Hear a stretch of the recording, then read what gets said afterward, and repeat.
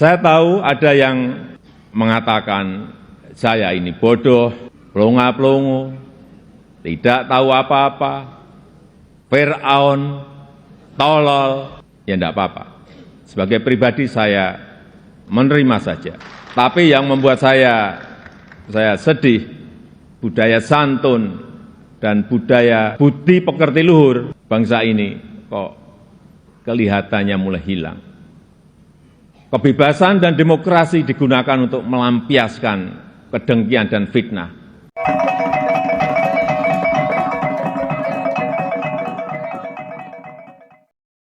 Assalamualaikum warahmatullahi wabarakatuh. Salam, Om Swastiastu, Namo Buddhaya, salam kebajikan dan salam sejahtera untuk kita semua.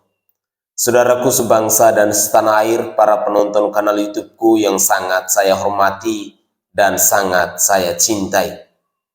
Ketika kita menyimak cuplikan singkat atau pidato singkat yang disampaikan oleh Bapak Presiden Insinyur Haji Joko Widodo ini sungguh sangat menyedihkan.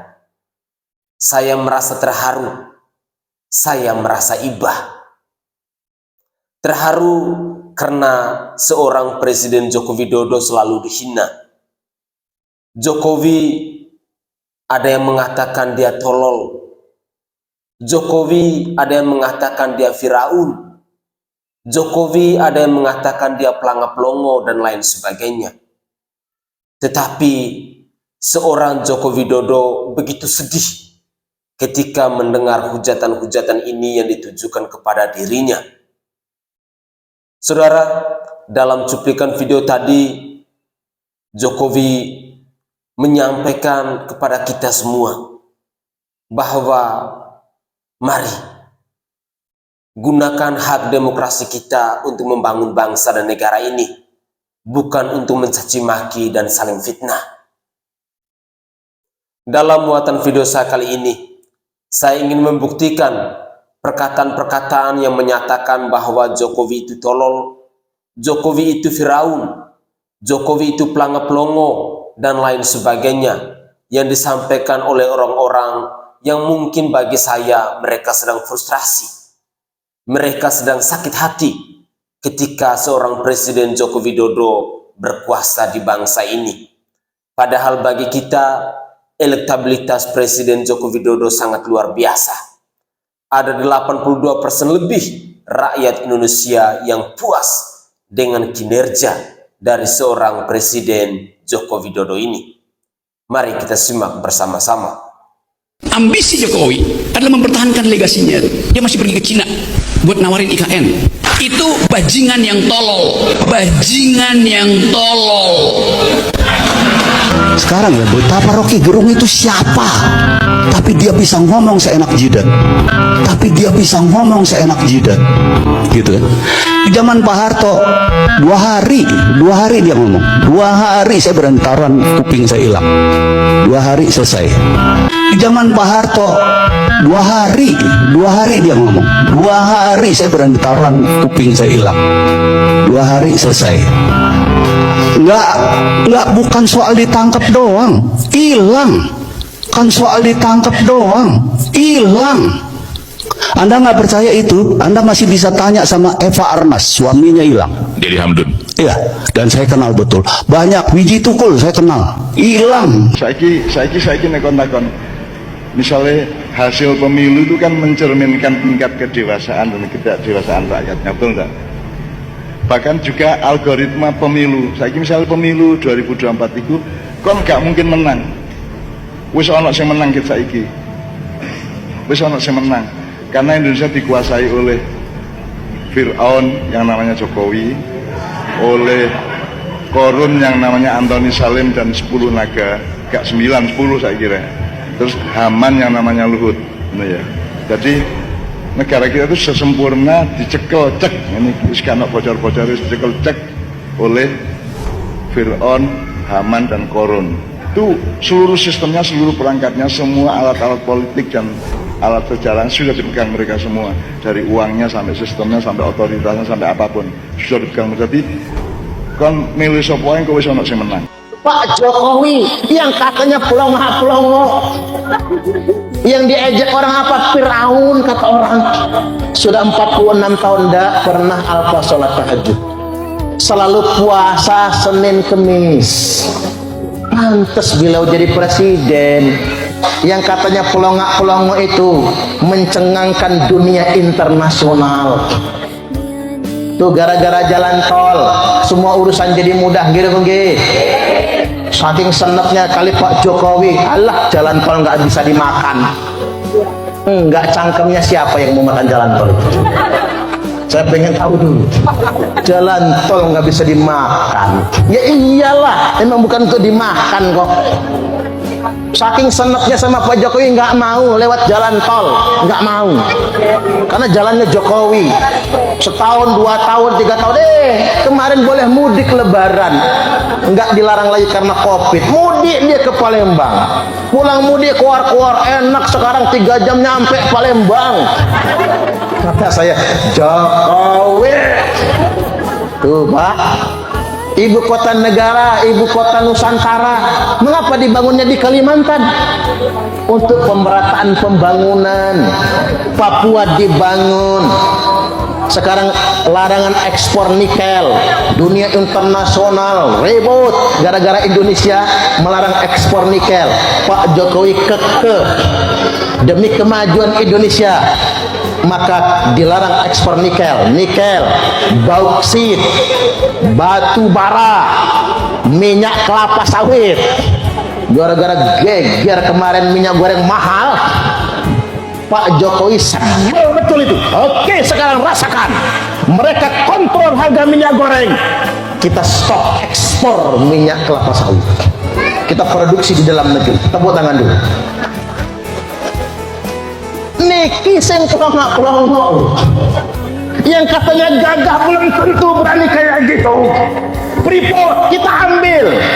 Freeport itu punya kita sekarang. Orang nuduh-nuduh beliau Fir'aun, yang nuduh beliau Fir'aun sakit dibesuk oleh beliau, didoakan dengan kebaikan. Itu hati malaikat loh Bu. Beliau berangkat haji, berangkat umroh, bisa masuk Ka'bah, keluar Ka'bah, berdoa di Multazam, cium Hajar Aswad, berlinangan air mata ibu negara Iriana Jokowi. Saking terharunya, saking bahagianya, saking terharunya, saking bahagianya, bisa masuk Ka'bah, bisa cium Hajar Aswad, bisa berdoa di Multazam. Jadi saya mengikuti dalam beberapa hari terakhir ini manuver berbahaya yang dilakukan oleh Jokowi lewat tangan-tangan kekuasaannya. Manuver yang tanpa ragu-ragu, juga tanpa rasa malu. Pertama, Mahkamah Konstitusi (MK) yang diketuai adik iparnya Anwar Usman memutuskan menambah 1 tahun lagi buat Firly Bahuri CS sebagai pimpinan KPK.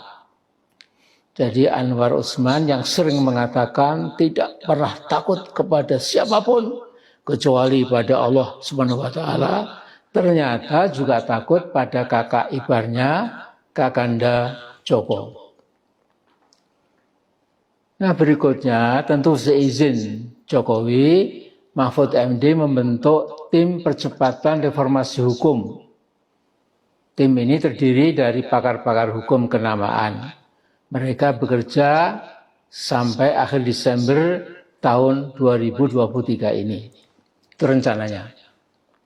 Tapi anehnya hasil tim tersebut nantinya berupa naskah akademis dan rancangan tahapan reformasi hukum itu diperuntukkan buat pemerintah yang akan datang. Jadi tim percepatan reformasi hukum ini sesungguhnya menurut saya ini menghina presiden terpilih nanti, karena presiden pilihan rakyat pada 2024 nanti diminta melanjutkan sebuah Indonesia yang menginjak-injak dan mengacak-acak dunia hukum. Jadi dengan kata lain, supaya lawless Indonesia tanpa hukum di zaman Jokowi terus dilangsungkan oleh presiden pilihan rakyat nanti. Nah, alangkah tidak masuk akalnya logika politik hukum Pak Jokowi. Ya. Sebuah kegagalan di dunia hukum di negara kita dipaksakan supaya dilaksanakan oleh pemerintah yang akan datang. Lantas lihat juga Pak Muldoko dan beberapa anak buahnya yang tidak pernah kenal lelah untuk mengambil alih kepemimpinan Partai Demokrat. Cukup mengagetkan dan menggelikan menurut saya. Artinya apa yang sedang diperjuangkan tanda petik oleh Pak Muldoko dan kawan-kawan supaya ada fatwa dari MA bahwa kepemimpinan AHY ilegal, yang legal adalah kepemimpinannya, pasti semua itu sepengetahuan dan seizin Jokowi. Nah juga jangan lupa pernyataan Jokowi beberapa waktu lalu bahwa tidak ada kebijakan menteri, yang ada hanyalah kebijakan presiden. Apalagi Pak Muldoko adalah KSP presiden. Tentu dan pasti semuanya itu atas perintah dan arahan Jokowi. Saudaraku sebangsa dan setanah air, ketika kita mendengar cuplikan-cuplikan video tadi, ada perasaan haru yang tumbuh dalam diri kita. Perasaan haru yang pertama, bagaimana kita mendengar pidato singkat dari seorang Presiden Joko Widodo ketika dia mengatakan, saya sedih. Sedih karena kelakuan anak bangsa yang tidak tahu akan etika, yang tidak bermoral, yang seenaknya menghina pemimpin bangsa, orang nomor satu di negara ini. Lalu yang kedua, video-video yang membuktikan bahwa ucapan-ucapan mereka kepada seorang Presiden Joko Widodo tolol dan bajingan, Firaun, pelanga-pelongo, dan lain sebagainya. Dan apalagi seorang kakek tua yang bernama Amin Rais, yang selalu memfitnah, menyebarkan kebencian, membuat kegaduhan di bangsa ini. Hal ini juga yang membuat Presiden Joko Widodo menjadi sedih. Saya yakin dan percaya, tak ada seorang pun yang bisa menggantikan sosok yang menyerupai Presiden Joko Widodo ini. Seorang presiden yang begitu lembut hatinya, yang begitu bertanggung jawab. Dia tidak pernah mengenal lelah untuk membangun bangsa ini, untuk mensejahterakan bangsa ini. Banyak orang-orang yang tidak suka dengan Presiden Joko Widodo menilai bahwa apa yang dilakukan oleh Joko Widodo hanya untuk kepentingan dirinya sendiri dan keluarga. Padahal fakta yang sesungguhnya, kita rakyat Indonesia bisa melihat, bisa merasakan betapa giginya perjuangan dari seorang Presiden Joko Widodo untuk mensejahterakan rakyatnya. Terus terang, saya adalah putra NTT. Saya merasakan betul pembangunan-pembangunan infrastruktur, pembangunan-pembangunan pelabuhan, dan lain sebagainya di Provinsi Nusa Tenggara Timur ini. Padahal dulunya NTT tidak pernah disentuh oleh pemimpin-pemimpin sebelumnya dalam membangun infrastruktur, khususnya jalan raya dan lain sebagainya. Tetapi di tangan Jokowi, dia memoles NTT, memoles Labuan Bajo, memoles daerah-daerah di wilayah timur Indonesia ini menyerupai surga. Sangat luar biasa. Keindahan-keindahan alam yang ada di Provinsi Nusa Tenggara Timur dimanfaatkan, dikelola dengan baik di tangan Bapak Presiden Joko Widodo ini. Sehingga rakyat Indonesia Timur melihat sosok Presiden Joko Widodo adalah sosok malaikat yang begitu tulus hatinya, yang begitu suci niatnya dalam membangun NTT sampai hari ini. Saudara, saya yakin dan percaya bahwa Jokowi membangun di bangsa ini bukan hanya di NTT, Tetapi hampir di seluruh pelosok di negeri ini, kaki Jokowi sudah dia injak. Dia sudah berkeliling kemana-mana, mengunjungi rakyatnya. Dia tidak pernah memandang bahwa ini adalah orang-orang kaya, ini adalah orang-orang menengah, ini adalah orang-orang miskin dan lain sebagainya. Tetapi bagi Jokowi, rakyat Indonesia adalah anaknya dan beliau adalah bapaknya. Tentu di pemilu 2024 nanti ada sebuah pekerjaan berat yang harus kita lewati, di mana kita rakyat Indonesia harus mampu untuk memilih pemimpin yang bisa melanjutkan legasi dari Bapak Presiden Joko Widodo ini. Mari kita diskusikan bersama, kita bicarakan bersama, baik di tengah anggota keluarga maupun di tengah sosial bermasyarakat, agar di tahun 2024 nanti kita mampu untuk memilih figur pemimpin yang mampu untuk mengayomi, yang mampu untuk mensejahterakan negara tercinta kita ini. Saya Sainai dari Provinsi Nusa Tenggara Timur. Saatnya kita yang rakyat jelata harus berani untuk bersuara. Mari tetap kita kawal Presiden Insinyur Haji Joko Widodo sampai di akhir masa jabatannya. Salam hormat dari saya rakyat jelata untuk Bapak Presiden Insinyur Haji Joko Widodo. Tuhan Yesus memberkatimu.